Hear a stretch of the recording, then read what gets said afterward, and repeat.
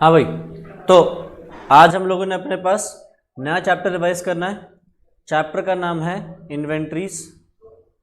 ठीक है, easy chapter है बट इसके हाई प्रोबेबिलिटी है एग्जाम में आने के।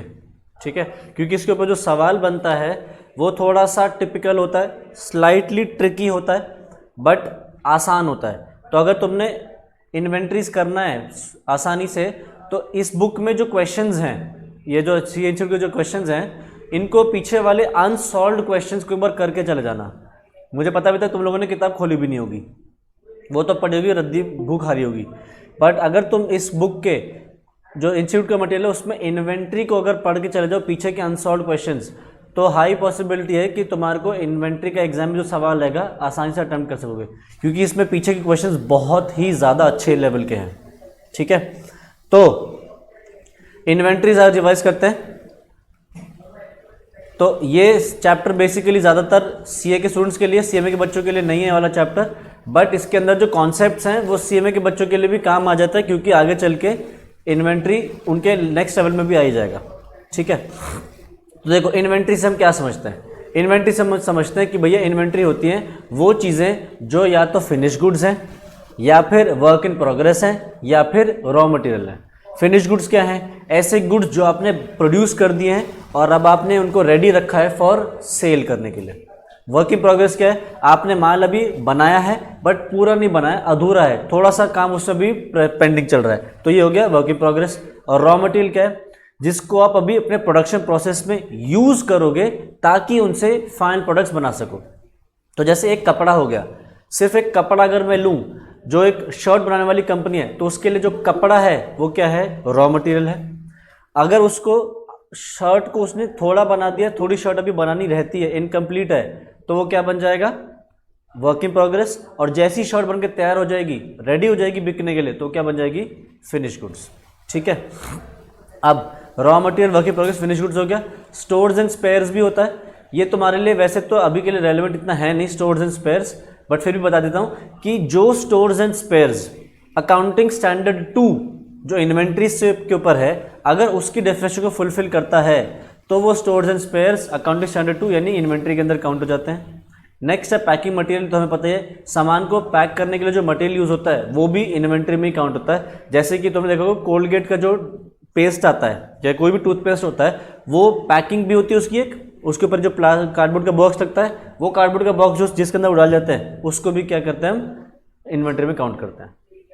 ठीक है, अगर आप ट्रेडिंग कंसर्न हो, ट्रेडिंग कंसर्न कौन होती है? जो पीछे से माल खरीदती है, उस पर अपना लेबल लगा देती है और आगे बेच देती है, खुद प्रोड्यूस नहीं करती है। पीछे से माल परचेज किया, अपना ठप्पा लगा दिया, स्टिकर लगा दिया और आगे बेच दिया, वो होगी ट्रेडिंग। तो उसके लिए जिन गुड्स में वो ट्रेड कर रहे हैं वो उनके लिए इन्वेंट्री है, और जो मैन्युफैक्चर कर रही है खुद, उसके लिए raw material, WIP, finish goods, stores and spheres and packing material, ये 5 चीज़ हमारी इन्वेंट्री में काउंट हो जाएंगी।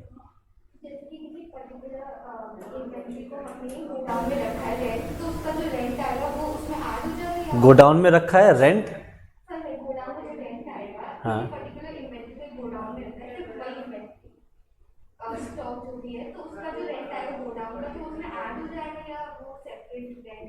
समझा नहीं मैं। तुम कह रहे हो कि ये किसका सामान है?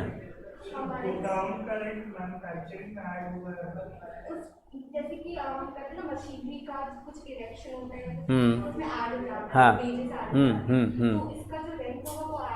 गोडाउन का रेंट नहीं, फैक्ट्री का रेंट ऐड होगा। गोडाउन पे तो सामान सिर्फ रखा जाएगा ना, मतलब जो फिनिश गुड्स बन जाएगा तब नहीं, क्योंकि वो तो उसकी कॉस्ट में ऐड नहीं कर सकते, क्योंकि वो डायरेक्ट एक्सपेंस नहीं है। बनने के बाद जब वहाँ गोडाउन पे रख रहे हो तब तो किसी काम का नहीं है ना, तब तक तो नहीं। फैक्ट्री का रेंट ऐड हो जाएगा। ठीक है, इन्वेंट्री कॉस्ट में। आओ जी, अब हम इन्वेंट्री को वैल्यू करते हैं हिस्टोरिकल कॉस्ट से नॉन हिस्टोरिकल कॉस्ट मेथड पे। हिस्टोरिकल कॉस्ट के अंदर बेसिकली एक तो आता है स्पेसिफिक आइडेंटिफिकेशन मेथड। ये वैसे तुम सीखोगे CA में, मतलब अपने इंटरमीडिएट लेवल पे स्पेसिफिक आइडेंटिफिकेशन। एक होता है फीफो लीफो वेटेड एवरेज, और एक एडजस्टेड सेलिंग प्राइस मेथड। एक और मेथड होता है सिंपल एवरेज मेथड, जो हमने क्लास में डिस्कस किया हुआ है। मैं एक बार जल्दी से ब्रीफ में डिस्कस कर देता हूँ ये मेथड क्या है। स्पेसिफिक आइडेंटिफिकेशन मेथड, ये मेथड उन असेट्स के लिए यूज़ करते हैं जो असेट पूरी दुनिया में पहली बार बना है, मतलब वो पहले कभी बनाया ही नहीं गया है। ऐसा यूनिक प्रोडक्ट है कि आपने इससे पहले कभी वो प्रोडक्ट दुनिया में किसी के पास नहीं देखा, तो वो क्या करते हैं, हम उसकी जब वैल्यू निकालते हैं तो कैसे निकालेंगे, उसके अंदर हमने जो जो चीज़ें डाली हैं, जो जो चीज़ें लगाई हैं, सबकी कॉस्ट को ऐड करते चले जाएंगे और टोटल कर देंगे, वो हमारे उस आइटम की कॉस्ट हो जाएगी। ठीक है, जैसे एक कार ऐसी जो कभी तक आज तक कभी बनी नहीं, जैसे फ्यूचर की जो कार्स होती हैं जिनको हम आज के डेट में कॉन्सेप्ट कार्स बोलते हैं, कॉन्सेप्ट है कि ऐसी कार जो हवा में उड़ने लगेगी।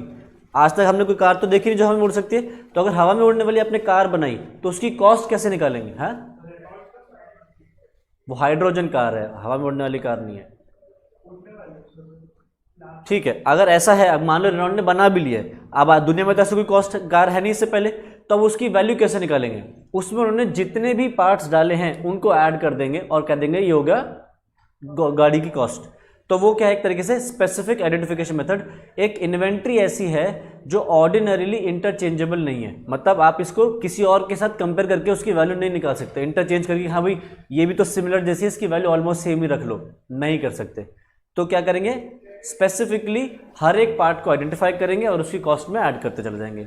ठीक, अगर ऑर्डिनरली इंटरचेंजेबल है, मतलब आपके पास ऐसा प्रोडक्ट पहले से बन रखा है, आप वो सामान बनाते रहते हो रेगुलर बेसिस पे, तो आप उसको वैल्यू करेंगे on the basis of lot based system.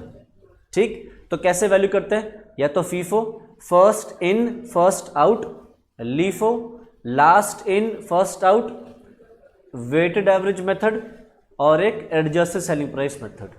ठीक है, तो अच्छा, एक बेसिक सी चीज याद रखना हमेशा, ये आगे के लिए हमेशा काम आएगी। इन्वेंट्री को जब हम वैल्यू करते हैं तो वो वैल्यू होती है कॉस्ट और नेट रियलाइजेबल वैल्यू, कॉस्ट और net realisable value whichever is lower पे। ठीक है, इन्वेंट्री की कॉस्ट देखेंगे, उसकी नेट रियलाइजेबल वैल्यू देखेंगे। सर नेट रियलाइजेबल वैल्यू क्या है? नेट रियलाइजेबल वैल्यू है expected selling price minus expected selling expenses. तो क्या आ जाएगा? एनआरवी। तो इन्वेंट्री हमेशा वैल्यू होगी उसकी कॉस्ट या एनआरवी, इनमें से जो भी लोअर होगा उसके ऊपर। ठीक है, अब इंस्टीट्यूट तुम्हें सवाल कैसे दे सकता है मैं बताता हूं। देखो, एक सवाल ऐसा आ सकता है कि कंपनी के पास जो प्रोडक्ट्स हैं वो कुछ इस तरह से हैं, देखना प्रोडक्ट्स हैं जैसे ए, बी, सी, डी, इसकी कॉस्ट है 100, 150, 75, 80, इसकी एनआरवी है 200, 125, 100, 90। ठीक है, इसका टोटल करना एक बार जरा बताना कितना आ रहा है? 250 तो ये हो गया, 250 प्लस 80 370 है ना, 250 प्लस 80 नहीं 330 प्लस ये 405 आ रहा होगा शायद, ये है ना, 405 आ रहा है। ये कितना हो गया? 300 और 400, 425 और 90, 515। ठीक है, ये आ गया। अब सवाल तुम्हारे पास ऐसे ही आएगा कि एक कंपनी है, उसके पास 4 अलग अलग आइटम्स की इन्वेंट्री है, 4 आइटम्स ये रहे, उनकी कॉस्ट ये रही, एनआरवी ये रही, और कॉस्ट इतनी है, एनआरवी इतनी है। सवाल कहेगा कि कंपनी के अकाउंटेंट ने इन्वेंट्री की वैल्यू लगाई है लोअर ऑफ दिस, तो इसमें से क्या लोअर है? 405। ठीक है, अब सवाल तुमसे ये पूछेगा क्या अकाउंटेंट ने जो वैल्यू लगाई है वो ठीक है या नहीं, तो बताओ क्या आंसर दोगे? अकाउंटेंट ने ठीक वैल्यू लगाई है या नहीं?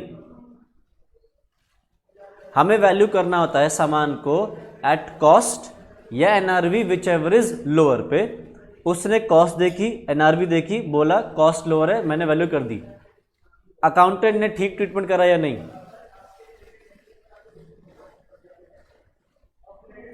क्यों नहीं? अकाउंटेंट ने गलत ट्रीटमेंट करा है। हमें ये जो कॉस्ट या एनआरवी है इसको हर एक आइटम बाय आइटम देखना है, ऐसे टोटल में नहीं, इंडिविजुअली देखेंगे। तो इनमें से लोअर क्या है पहले बताना। इसमें क्या लोअर है? कॉस्ट, तो 100 लेंगे। इसमें क्या लोअर है? एनआरवी। इसमें क्या लोअर है? और इसमें। तो अब टोटल करेंगे, कितना हो गया? 200, 300, 380। तो हमारी इन्वेंट्री की वैल्यू होनी चाहिए 380। सवाल ऐसा आ सकता है, ठीक है। ये एक पॉसिबल सवाल है, और भी पॉसिबल सवाल बनते हैं, बट एक तुम्हें बता दिया, ठीक है। तो हमने आइटम को वैल्यू करना है कॉस्ट, इन्वेंट्री वैल्यू कॉस्ट और एनआरवी, बट ये हमें देखना है आइटम बाय आइटम बेसिस, ये बात ध्यान रखनी है, ठीक। आगे बढ़ते हैं।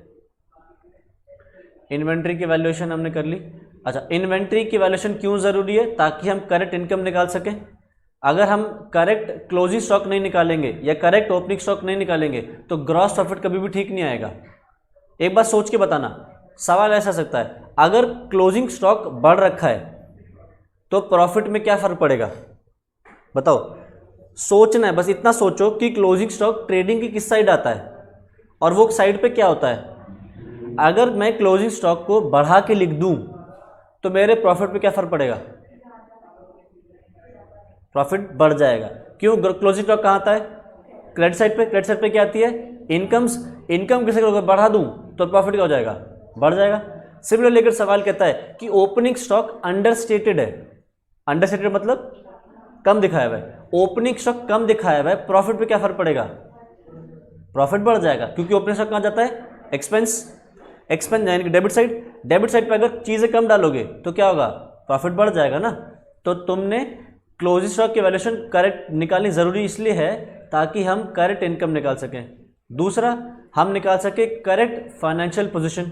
अगर इन्वेंट्री की वैल्यू ठीक नहीं होगी तो कंपनी की जो नेट वर्थ है, असेट्स ठीक नहीं आएंगे। असेट्स ठीक नहीं आएंगे तो असेट्स माइनस लायबिलिटीज जो नेट वर्थ आती है वो ठीक नहीं आएगी। Next, liquidity analysis.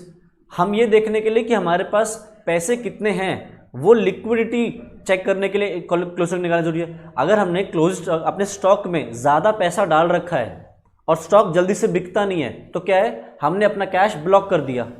इन्वेंट्री खरीद के रख ली, कोई खरीद ही नहीं रहा। तो क्लोज स्टॉक की वैल्यूएशन क्यों जरूरी है? लिक्विडिटी देखने के लिए कि बिजनेस के पास कितना कैश है, उसकी चेक करने के लिए। नेक्स्ट, स्टैट्यूटरी कंप्लायंस भी है। लॉ भी कहता है कि आपको, कंपनीज एक्ट भी कहता है कि आपको रॉ मटेरियल की वैल्यू करनी है एज पर अकाउंटिंग स्टैंडर्ड्स, ठीक है। तो उसके लिए हमारे लिए ज़रूरी है।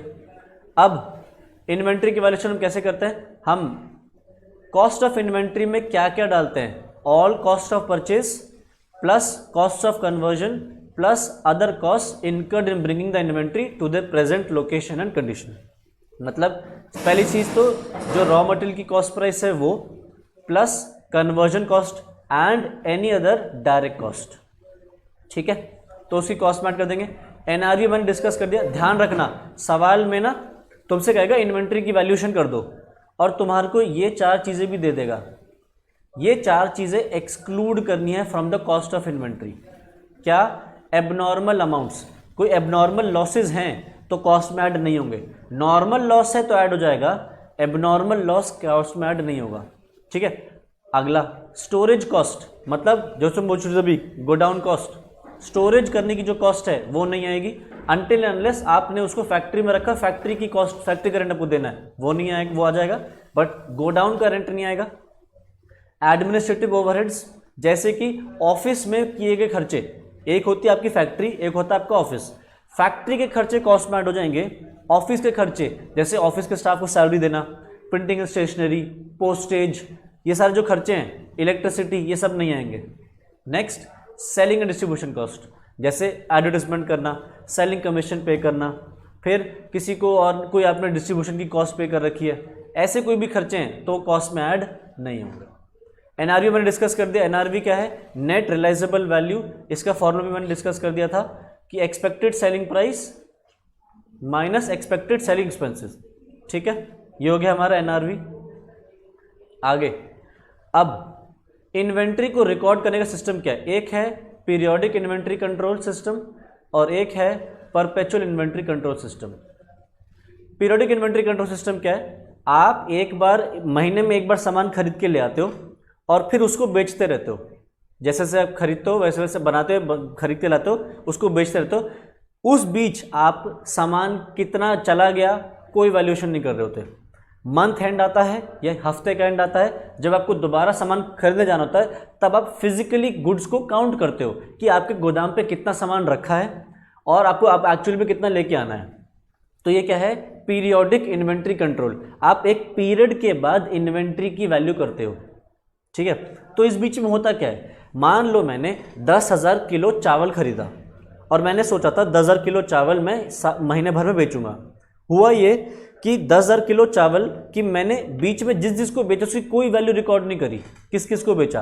तो होगा क्या?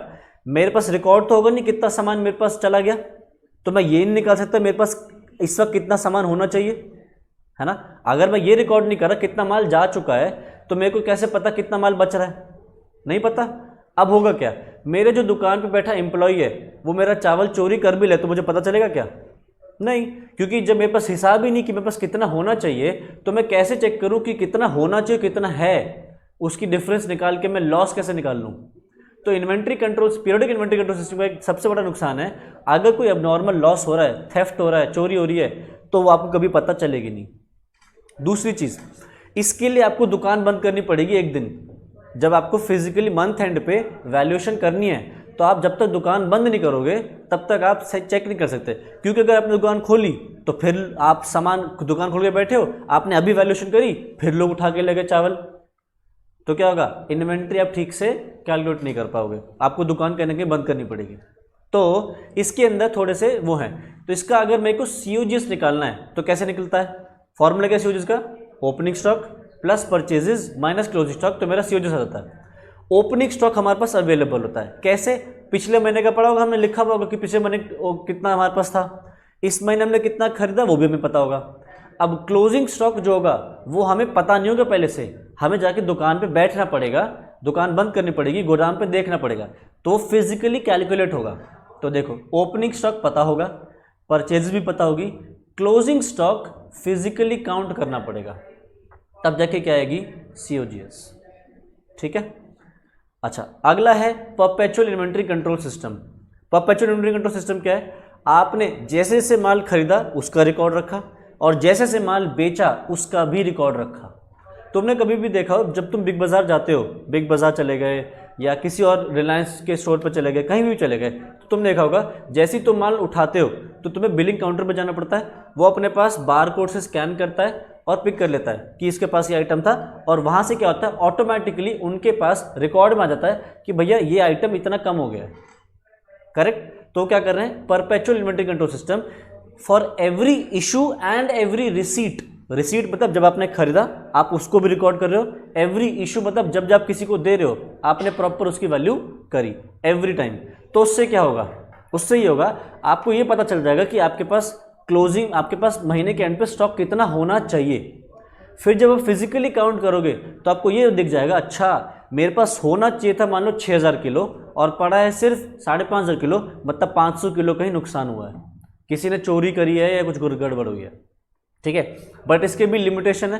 क्या? ये एक्सपेंसिव है, आपको इसके लिए एक सॉफ्टवेयर वगैरह कुछ लगाना पड़ेगा अपने ऑफिस में, साथ ही साथ किसी को बैठाना पड़ेगा जो ये करता रहेगा रिकॉर्ड कि भैया आज इतना सामान चला गया, आज उतना सामान चला गया, तो उसको वैल्यूएशन भी करनी पड़ेगी। तो this is slightly expensive but this is much better, क्योंकि आप इसमें हर वक्त अपने स्टॉक को नजर रख सकते हो। ठीक है, नेक्स्ट इसका डिफरेंस देख लेना अपने पास। अगला है स्पेसिफिक आइडेंटिफिकेशन मेथड। ये मैंने डिस्कस कर दिया था कि अगर आपके पास एक ऐसा आइटम है जो बिल्कुल यूनिक है, आपके पास पहले कभी भी नहीं था, तो फिर आप उसकी हर एक आइटम की कॉस्ट को ऐड कर दोगे और उसको ऐड करके बता दोगे कि ये मेरा आइटम की कॉस्ट है। यह है स्पेसिफिक आइडेंटिफिकेशन मेथड। ठीक है, नेक्स्ट आ रहा है हमारा फीफो मेथड। फीफो मेथड क्या है? First in first out method. Simple सा रूल, जो सामान पहले आएगा वही सामान पहले बिकने जाएगा कस्टमर के पास। तो ये हमारा first in first out method है। ठीक है, तो अगर मैं कहता हूं कि एक कंपनी है, उसने 1 अप्रैल पे 1000 kg चावल खरीदा एट द रेट 100 रुपये पर केजी। 4 अप्रैल को उन्होंने 5000 किलो चावल और ख़रीदा एट 110 रुपये पर केजी। 5 अप्रैल को उन्होंने इशू कर दिया 2000 किलो चावल। तो मुझे बताना ये 2000 किलो चावल कहाँ से गया होगा? सबसे पहले गया होगा 1000 किलो में से, जो हमने 1 अप्रैल को लिया, और उसके बाद जो नेक्स्ट 1000 है वो गया होगा 4 अप्रैल में से। तो मुझे अगर क्लोज स्टॉक की वैल्यू निकालनी हो तो मेरा क्लोज स्टॉक कितना होना चाहिए? क्लोज स्टॉक में कितना किलो चावल होना चाहिए पहले तो ये बता दो। चावल कितना किलो होना चाहिए? 4000 किलो, क्योंकि 6000 किलो में से 2000 तो दे दिए, 4000 किलो। उसकी वैल्यू क्या होनी चाहिए? इंटू 110, क्योंकि क्या लगा रहे हैं हम? फीफो। तो ये वाला सामान तो बिक गया, ये तो है ही नहीं अब हमारे पास, क्या है बस यही वाला है। तो 110 के हिसाब से 44 और 40, तो ये हो गया हमारा क्लोजिंग स्टॉक। ठीक है, अब इसके ऊपर बहुत सारे सवाल हैं, इसके अंदर पढ़ लेना, आसान आसान से सवाल हैं। जैसे मैंने एक एग्जाम्पल लिया, कुछ वैसे ही एग्जाम्पल है। अगला है LIFO, last in first out. जो माल लेटेस्ट में हमने लिया है उसमें से हम सामान इशू करते हैं।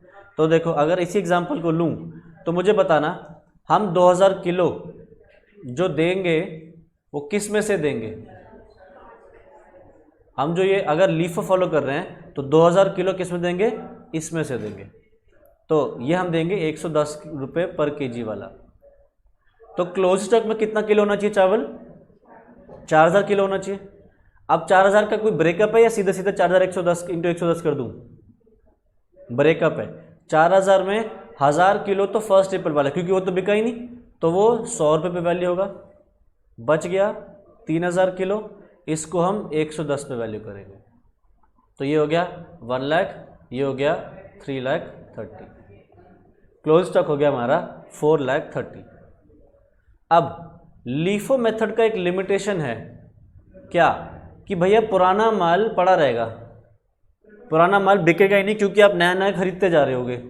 तो उससे दिक्कत ये है, आपका जो ये पुराना माल है ये एक दिन खराब हो जाएगा और उतने पे नहीं बिकेगा जितने पे आप बेचना चाह रहे हो, या फिर आपकी कॉस्ट प्राइस से भी कम पे बिक जाए, लॉस पे बेचना पड़ सकता है। तो LIFO method accounting standard 2 promote नहीं करता। अकाउंटिंग स्टैंडर्ड 2 जो तुम आगे इंटरमीडिएट लेवल पे जाके सीखोगे, वो कहता है या तो फीफो मेथड लगाओ या फिर वेटेड एवरेज मेथड लगाओ। यही 2 मेथड्स वो रेकमेंड करता है। आपके ऊपर है, जो मर्जी लगाना चाहो लगा लो। ठीक है, अच्छा, अगर मैं कहूं मुझे वेटेड एवरेज मेथड लगाना है, तब बताओ। अगर सवाल कह रहा है वेटेड एवरेज से वैल्यू करो, तो ये 2000 किलो कितने पे इशू होंगे? वेटेड एवरेज निकलेगा कैसे?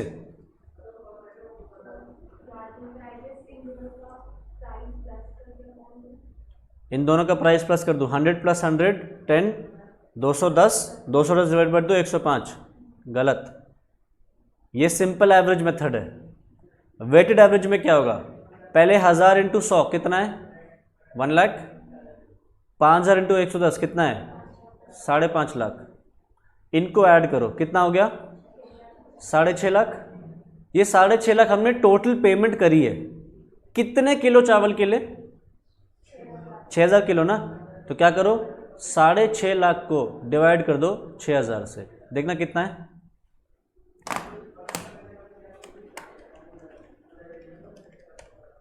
$108.33।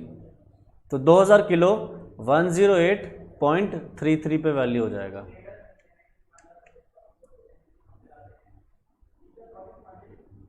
क्लोज स्टॉक में कितना बच रहा है? 4000 किलो। इसकी वैल्यूएशन भी इसी प्राइस पे लगेगी, 108.33। ठीक है, ये हो गया हमारा वेटेड एवरेज भी। हाँ, इशू करेंगे तो किधर से जाएगा? आप किसी में से भी दे दो, प्रेफरेबली भेजते हो इसी में से ही है, बस प्राइस इसका नहीं लगता, प्राइस लगता है वेटेड एवरेज। ठीक है, तो लीफो हो गया हमारा। एक सिंपल एवरेज है, सिंपल एवरेज भी डिस्कस कर देता है, जैसे मैंने अभी डिस्कस कर लेता किया था हमने यहाँ। अगर सिंपल एवरेज लेना है तो क्या करेंगे, हम ये सारा झंझट नहीं करेंगे, सिंपली हम क्या करेंगे, भैया 1000 किलो कितने पे लिया था? 100 पे। पी कितने पे लिया था? 110 पे। तो इन प्राइस का टोटल करके एवरेज ले दो, 100 प्लस 110 डिवाइडेड बाय 2 कितना हो गया? 210 तो ये हो गया, 210 डिवाइडेड बाय 2 105। तो हम ये ले लेंगे 105 पे और ये भी ले लेंगे 105 पे। ठीक है, तो सिंपल एवरेज मेथड भी खराब ही है, उसमें भी प्रॉब्लम ही है, उसके अंदर आप स्टॉक की प्रॉपर वैल्यू नहीं निकालते हो, तो इसलिए ये वाला मेथड भी हमारे किसी काम का नहीं है। चेक करना क्यों खराब है, देखना चाहोगे क्यों खराब मानते हैं इसको? देखो 1000 इंटू 100 कितना? 1 लाख। ये कितना? 5.5 लाख। ये कितना आएगा? 2000 इंटू 105 2,10,000। ठीक, 4000 इंटू 105 कितना? 4,20,000। ठीक है, तो तुम देखो तुमने टोटल पैसे कितने खर्च करे हैं? 6.5 लाख, है ना? 6.5 लाख खर्च करे। तो 6.5 लाख में से अगर तुमने 2,10,000 का सामान बेच दिया तो बचना कितना चाहिए? 4,40,000 का सामान बचना चाहिए। बुक्स कितना दिखा रही है? 20,000 कहां गया? ठीक है, इसलिए सिंपल एवरेज भी प्रेफरेबल नहीं है। तो ये हो गया हमारा सिंपल एवरेज मेथड। देखो इसके अंदर भी ऐसी दिखा है कि अगर 4-5 प्राइसेस हैं तो 4-5 प्राइसेस को ऐड करके डिवाइड बाय 5 कर दिया, ये एवरेज प्राइस आ गई, सारे यूनिट्स फिर उसी प्राइस पे निकला करेंगे। ठीक है, चलो जी आगे देखते हैं। वेटेड एवरेज प्राइस में डिस्कस कर लिया। अगला क्या है? Adjusted selling price method. देखो ये मेथड हम तब यूज करते हैं जब हमारे पास कोई तरीका नहीं है कॉस्ट निकालने का। ठीक है, तो हम क्या करते हैं, हम सेलिंग प्राइस को ही एडजस्ट कर देते हैं कि कॉस्ट आ जाए। सिंपली इसमें करेंगे क्या, सेलिंग प्राइस में से मैं माइनस कर दूंगा ग्रॉस प्रॉफिट, तो क्या आ जाएगा? कॉस्ट प्राइस, और उस कॉस्ट प्राइस पे वैल्यूएशन कर लेंगे। ठीक है, अब इसके ऊपर मैंने क्लास में एक बहुत अच्छा सवाल करवाया था, उसको जरूर देख जाना है। रजिस्टर्स को तुमने रजिस्टर्स भी हो सकता है कहीं फेंक रखे होंगे। रजिस्टर्स में एडजस्टेड सेलिंग प्राइस के ऊपर मैंने सवाल करवाया था जहां पे हमने मेथड वो निकाला था, जीपी रेशो निकाला था एक तरीके से। जल्दी से मैं एक बार देख लूं, रिवाइज कर देख लेते हैं। Opening stock let us suppose है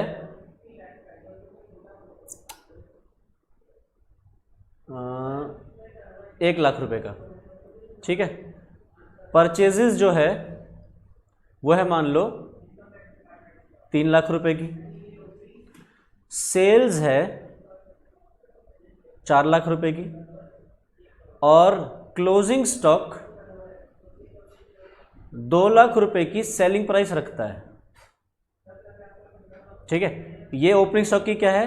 कॉस्ट प्राइस है, ये भी कॉस्ट प्राइस है, ये सेलिंग प्राइस है क्योंकि सेल्स है तो सेल्स ऑब्वियसली सेलिंग प्राइस पे रहेगी, और क्लोजिंग स्टॉक की सेलिंग प्राइस हमारे सामने है 2 लाख रुपए। हमें निकालनी है क्लोजिंग स्टॉक की कॉस्ट प्राइस। कैसे निकाली थी?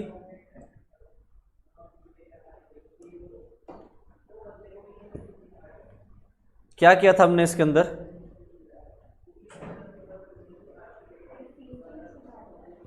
सीओजीएस निकाला था। सीओजीएस निकालने का फॉर्मूला है opening stock plus purchases minus closing stock. ठीक, ये दोनों कॉस्ट प्राइस पे हैं, ये सेलिंग प्राइस पे है, तो हम ये नहीं यूज कर सकते क्योंकि ओपनिंग स्टॉक और परचेज कॉस्ट प्राइस पे, ये सेलिंग प्राइस पे, तो हम इसको यूज नहीं कर पाएंगे। तो हमने क्या किया था, सवाल क्लास में करवाया हुआ है मैंने, हम यहाँ पे एक नॉर्मल कॉमन सेंस है, एक चीज़ सोचो कि लेट अस सपोज मैं कैलकुलेटर्स में डील करता हूँ, ठीक है, ये कैलकुलेटर्स की बात हो रही है और बहुत सारे कैलकुलेटर है मेरे पास। 1 लाख रुपए के ओपनिंग में 3 लाख रुपए मैंने और खरीद लिए थे। तो कैलकुलेटर जो मैंने बेच दिए वो एक सेलिंग प्राइस पे बेचूंगे, और जो मैं बेचूंगा वो क्या अलग सेलिंग प्राइस पे बेचूंगा कि सेम सेलिंग प्राइस पे बेचूंगा? सेम, क्योंकि भैया मेरे पास जो सामान है वो मैं बेच चुका हूं या बेचूंगा, सभी की कॉमन सेलिंग प्राइस रखूंगा। तो मैं क्या मान के चल रहा हूं? मैं मान के चलूंगा कि मान लो मैं इसको भी बेच दूं, मैं मान लो इसको भी बेच दूं तो क्या प्रॉफिट होगा वो देखेंगे। तो हम क्या करेंगे, एक ट्रेडिंग अकाउंट बनाएंगे जिसमें मैं क्या मानूंगा कि मैंने क्लोजिंग स्टॉक भी बेच डाला। तो मेरा ओपनिंग स्टॉक कितना? 1 लाख। परचेजेस कितना? 3 लाख। सेल्स कितना? 4 लाख तो है ही। मैं कह रहा हूं ये भी बेच दिया, तो बेचूं कितने पे? सेलिंग प्राइस पे बेचूंगा ना। इसकी सेलिंग प्राइस क्या है? 2 लाख ही है। क्लोज स्टॉक कितना हो गया मेरा? अब 0। बेच दिया ना, तो बचा क्या? ठुल्लू। तो मेरा ग्रॉस प्रॉफिट कितना आ रहा है? 2 लाख। ये तो हो गया मेरा ग्रॉस प्रॉफिट। जो कैलकुलेटर बेच दिए, जो कैलकुलेटर नहीं बेचे, उनके अंदर प्रॉफिट तो सभी के अंदर सेम होगा ना। ऐसा तो नहीं कि प्रॉफिट अलग अलग हो जाएगा। तो मैं यहां से क्या कह सकता हूं, मेरा जीपी रेशो कितना आएगा? जीपी रेशो फॉर्मूला क्या है? Gross profit upon sales into 100। Gross profit कितना है? 2 lakh upon 6 lakh into 100। GP ratio क्या हो गया? 33.33% ऑफ सेल्स। अब मेरा प्रॉफिट आ गया, तो मैं क्या कहूंगा, ये देखो जी मेरी सेलिंग प्राइस ये है, इसके अंदर प्रॉफिट है कितना? 33.33%, मतलब इसके अंदर 1/3 है। तो मैं माइनस कर देता हूं इसमें से 1/3। तो 2 लाख का 1/3 निकालें तो कितना आएगा? 6667 माइनस 2 लाख, तो मेरी कॉस्ट आ गई 1,333,33। ठीक है। अगर सवाल में यहां परचेजेस की जगह पे COGS दे देता तब क्या करते?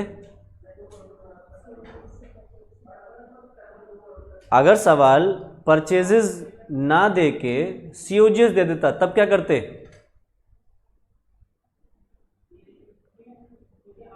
अरे तब तो नालायक को चांदनी चांदनी है। तुम्हारे पास सेल्स है, COGS है, सेल्स में COGS माइनस करो, क्या आएगा? सेल्स में से COGS माइनस करोगे तो क्या आएगा? Gross profit. तो 4 lakh minus 3 lakh, gross profit कितना आ गया? 1 लाख। जीपी रेशो क्या आएगा? Gross profit upon sales into 100। कितना हो गया? 25%। तो 2 लाख में से 25% माइनस कर देते, कितना? 50,000। 1.5 लाख आ जाता। COGS दे दे तो चक दे फट्टे, देगा नहीं, चांसेस कम है, परचेजेस लिख देंगे और कह देंगे क्लोज्ड सेलिंग प्राइस पे इतना है, निकालो जी वैल्यू। ठीक है। ये सवाल, ऐसा ही सवाल तुम्हारे पास आगे चल के इंटरमीडिएट में भी आएगा कहीं ना कहीं। अगर किसी न किसी टीचर ने, जैसे मैंने अपने नोट्स में डाल रखा है कि ऐसा सवाल आगे चल के उसमें भी आएगा ये। ठीक है। तो एडजस्ट सेलिंग प्राइस मेथड में समझ में आ जाता है। ठीक है।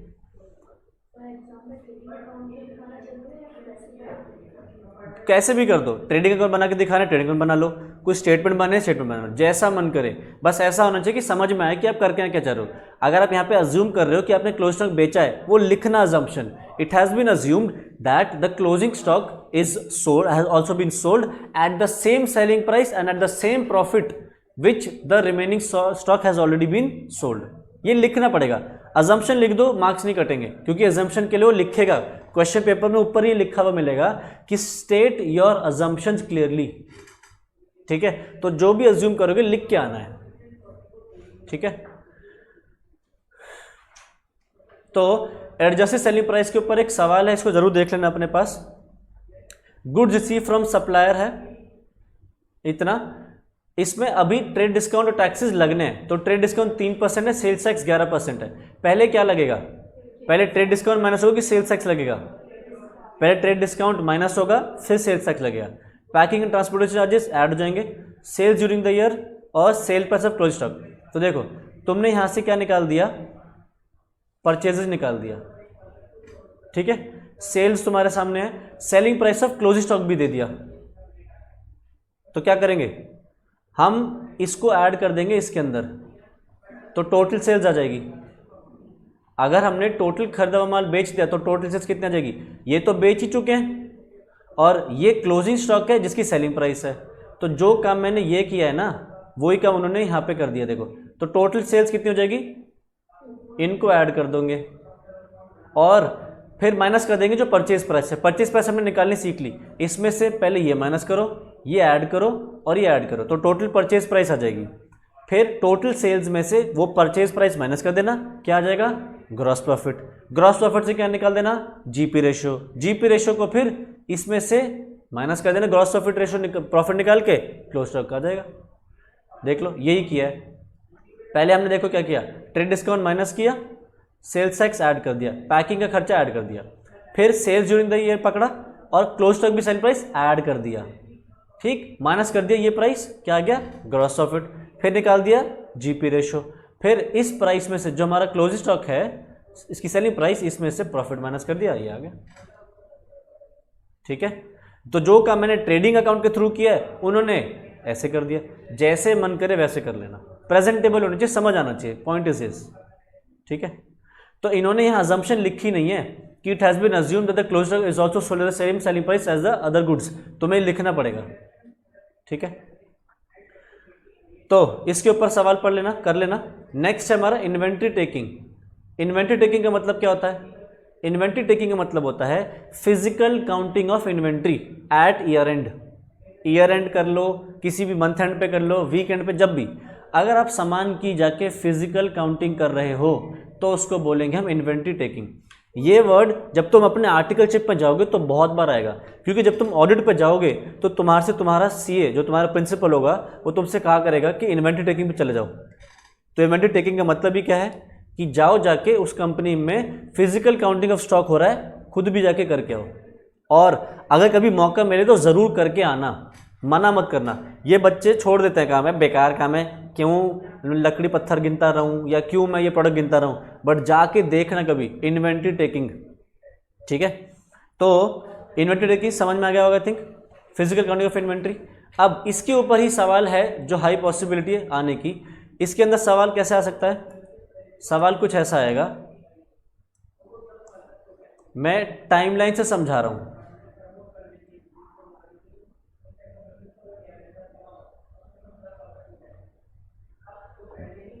सवाल कहेगा कि भैया हम 31 मार्च पे ना, 31 मार्च 2022 लेट अस सपोज, सवाल कहेगा हम 31 मार्च 2022 पे ना इन्वेंट्री टेकिंग कर नहीं पाए। इन्वेंट्री टेकिंग मतलब फिजिकल काउंटिंग ऑफ इन्वेंट्री कर नहीं पाए ड्यू टू दिस, क्योंकि हमारे पास कोई वजह थी, हमने इन्वेंट्री टेकिंग करी आगे चल के। किस दिन? 10 अप्रैल को। 10 अप्रैल को हमने फिजिकल काउंटिंग ऑफ इन्वेंट्री करा है। अच्छा जी, आपने अब यहाँ करा है तो कह रहा है कि इस दिन पे स्टॉक बता देगा, कहेगा जब हमने फिजिकली काउंट करा तो लेट अस सपोज इस दिन स्टॉक निकला 9.5 लाख रुपए का, ठीक है। पर एक चीज बुद्धि लगाओ, ये सामान किस दिन है? 9.5 लाख किस दिन मिला आपको? 10 अप्रैल को। आपको सामान किस दिन चाहिए? 31 मार्च पे। क्या इस बीच इन 10 दिनों में कोई ट्रांजैक्शन नहीं हुई होगी कंपनी के पास, सेल परचेज की हुई होगी? तो क्या करना चाहिए उस सेल परचेज के साथ? रिमूव करना चाहिए। तो अगर मान लो कंपनी ने कुछ सेल करा है तो उस सेल के लिए क्या करना चाहिए कंपनी को? इस स्टॉक में उस सेल का कंपनी क्या करे? नालायकों, ऐड कर दे, क्योंकि सामान तो यहां पे ज्यादा होगा ना, जब बिका होगा तो यहां कम हो गया ना, तो हमें क्या करना पड़ेगा? ऐड करना पड़ेगा। बट दिमाग लगाने वाली बात यह, सेल किस प्राइस पे होगी? सेलिंग प्राइस पे। स्टॉक किस पे लेना है? कॉस्ट प्राइस पे। तो क्या करेंगे? इस सेल में से पहले प्रॉफिट माइनस करेंगे, क्या निकालेंगे, cost price of good sold, और उसको क्या करेंगे, ऐड कर देंगे। ठीक, अच्छा इस बीच हमने कुछ परचेजेस करी होंगी, तो परचेज को क्या करेंगे, माइनस कर देंगे। क्यों माइनस करेंगे, क्योंकि खरीदा तो यहां था ना, इस दिन तो नहीं खरीदा था ना, तो इस दिन तो कम ही था स्टॉक, तो क्या करेंगे, माइनस कर देंगे। ठीक है, तो सवाल सिर्फ यही दो चीजें डालेगा, और भी पंगे डाल देगा कि एक कुछ ऐसा हो गया, कुछ वैसा हो गया, हमने गुड्स सेल और इन्वेंट्री बेस उस पर दे दिए, सेल और अप्रूवल बेसिस पे आगे दे दिए किसी को, तो सवाल एडजस्टमेंट्स डाल देगा, तो उन एडजस्टमेंट्स को हमने ध्यान से देखना है। तो इसलिए मैं कह रहा हूं इस बुक के, जो CNC की बुक है, इस बुक के ये जो सॉल्व क्वेश्चंस हैं, स्पेशली इन्वेंटरी ट्रेकिंग वाले, ये करके जाने हैं, और जो इसके पीछे के सवाल हैं जो अनसॉल्व्ड हैं, बहुत अच्छे अच्छे सवाल हैं। 10 मिनट के लिए तो दिमाग घूम जाएगा तुम्हारा कि ये किया क्या है। एक सवाल ऐसा है पीछे के सवाल क्वेश्चंस में, जहां पे वो तुमसे कह रहा है कि भैया 31 मार्च में जो स्टॉक है वो तो निकाल के बताओ ही बताओ, साथ साथ ये भी बताओ कि उससे प्रॉफिट में क्या चेंजेस आएंगे। कुछ गलतियां भी डाल दी उन्होंने सवाल में, तो कह रहे उस गलतियों को सुधारते हुए ये बताओ कि प्रॉफिट में भी क्या चेंजेस आएंगे।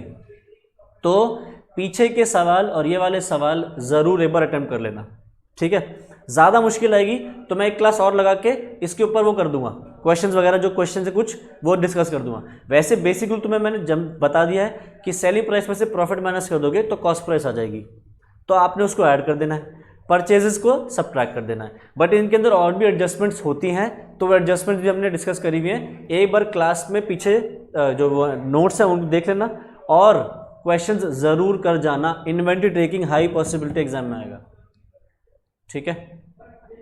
आई थिंक इसमें इस चैप्टर में यही है, इसके क्वेश्चंस ज़्यादा हैं तो इनको क्वेश्चंस के ऊपर अटेम्प्ट जरूर कर लेना, ठीक है। देखो इनमें सवाल देखो,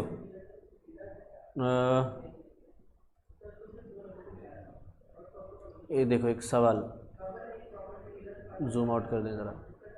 X who was closing his books on 31st March failed to take the actual stock which he did only on 9th April। उन्होंने एक्चुअल स्टॉक की वैल्यू नहीं निकाली, कब 31 मार्च पे, तो कब निकाली 9th अप्रैल को, जिस दिन पता चला स्टॉक कितने का जी, 2.5 लाख रुपए का। It was found that sales are entered the sales book on the same day of dispatch and return in the returns book as and when the goods are received back. Purchase are entered in the purchase book both once the invoices are received. It was found that sales between 31st March to 9th April were इतना, purchases between 31st March to 9th April were इतना. Out of these, goods amounted to 500 were not received until after the stock was taken. Goods invoiced during the month of March 2020, but goods received only on 4th April amounted to इतना. Rate of gross profit is this much. तो तुम्हें physical stock मांग रहा है 31 मार्च पे कितना है, ठीक है। तो हमारे पास इस दिन का सामान है भैया 9th अप्रैल पे इतना सामान है, उसने बता दिया सेल्स कितनी है 17,200, ठीक है। अब ये सेल्स है, क्या करना है, ऐड करना है, बट सेल तो सेलिंग प्राइस पे, क्या करेंगे, प्रॉफिट माइनस करेंगे। प्रॉफिट दिया उन्होंने 33 1/3% ऑफ कॉस्ट, तो सेलिंग प्राइस से कितना परसेंट होगा, अगर 33 1/3% है कॉस्ट का, तो सेल्स का कितना परसेंट, ना लायको 25%। मैंने ये निकालना भी बहुत बार सिखाया है। अगर 33 1/3 को मैं लिखना चाहूँ तो ऐसे लिख सकता हूँ, ये 1/3 है ऑफ कॉस्ट। 1/3 ऑफ कॉस्ट का मतलब क्या है, 1 है प्रॉफिट, 3 है कॉस्ट। तो जो आइटम की कॉस्ट 3 रुपये है, 1 रुपये के प्रॉफिट पे बेचते हो, तो बेचते कितने पे हो, 3 रुपये की चीज 1 रुपये प्रॉफिट ऐड करके बेचते हो तो कितना, 4 रुपये बेचते हो, तो प्रॉफिट सेल्स का कितना परसेंटेज होगा, 1/4। ये बहुत बार डिस्कस किया हुआ है, बहुत बार। अगर सवाल कह रहा है 50% ऑफ कॉस्ट है, तो कितना परसेंटेज होगा सेल्स का,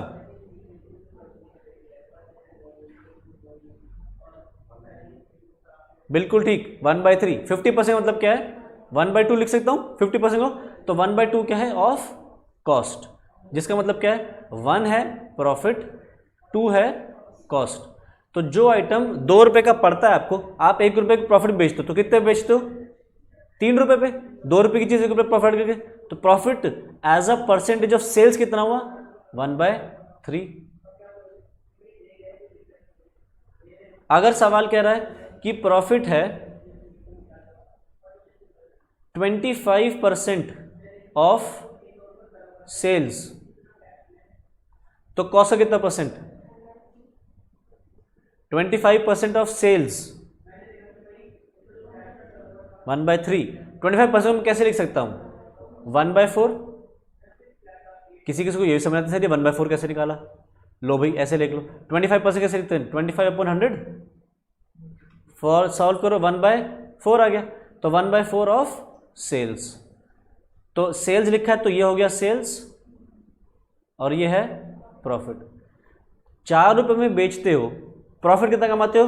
1 रुपये। तो सामान की कॉस्ट कितनी है? 3 रुपये। तो profit as a percent cost कितना हो गया? 1/3 ऑफ कॉस्ट।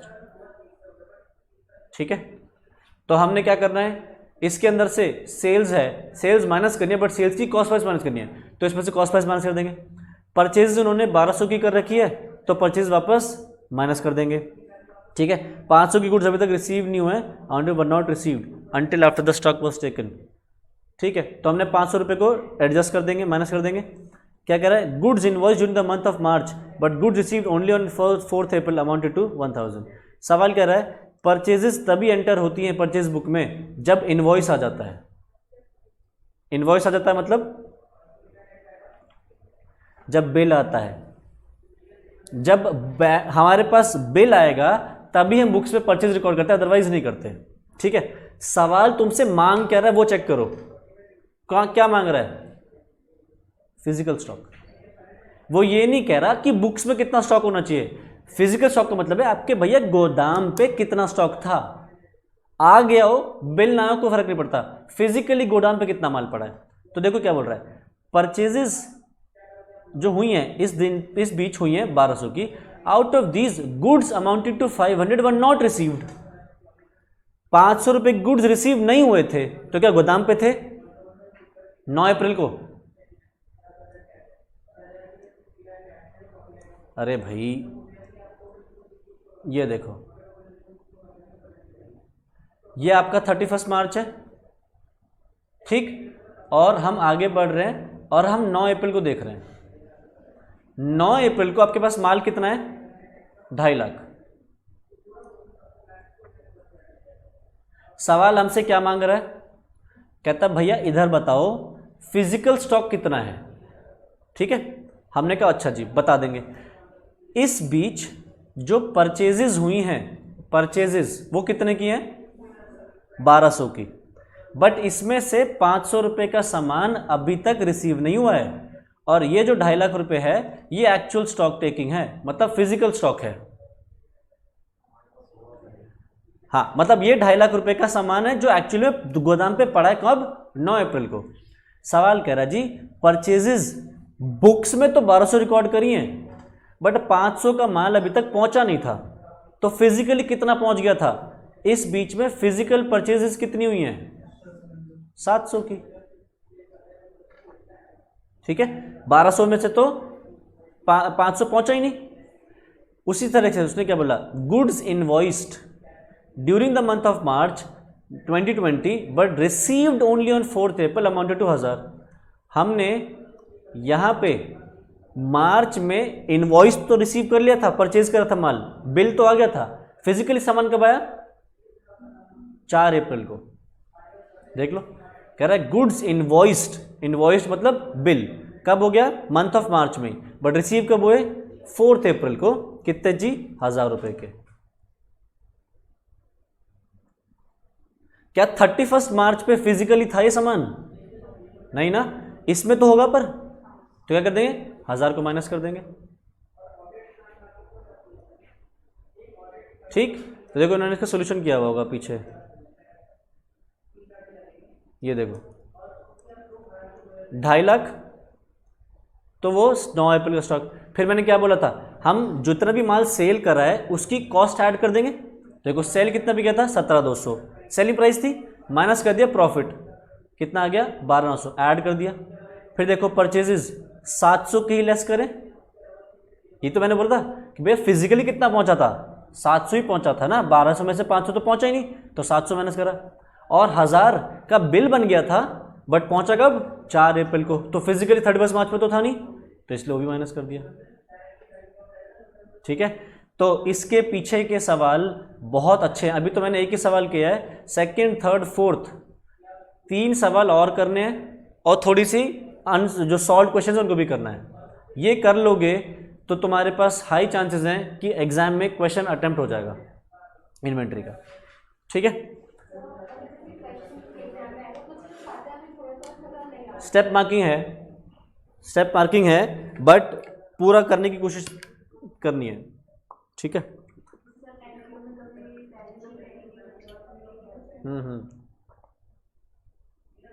एनपीओ के मैंने रूल्स दिए हैं कि वो रूल्स फॉलो करने हैं कि भैया पहले आपने स्टार लगाना है। एग्जाम पेपर में आप स्टार नहीं लगा सकते, तो स्टार मत लगाओ, डॉट लगा दो बस।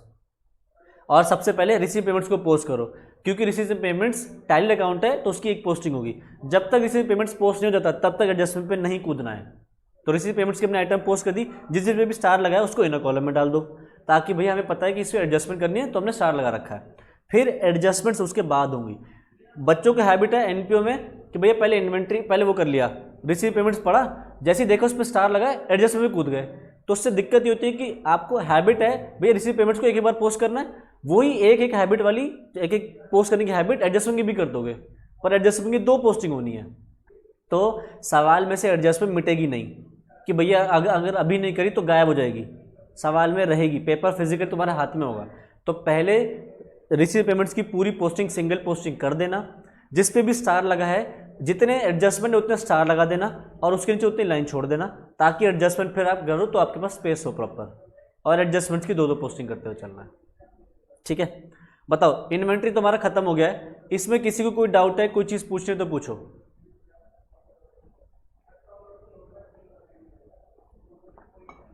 नहीं? ठीक है, तो आज इतना ही करेंगे। ठीक है, इसके आगे नेक्स्ट क्लास में एक नया चैप्टर रिवाइज करेंगे। आज के लिए इतना ही। Thank you so much, bye bye.